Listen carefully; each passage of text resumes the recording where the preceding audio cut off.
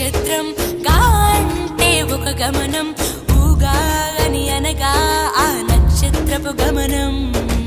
ఊగాది అనగా నక్షత్ర గమనాన్ని లెక్క కట్టడం ప్రారంభించిన రోజు అని అర్థం.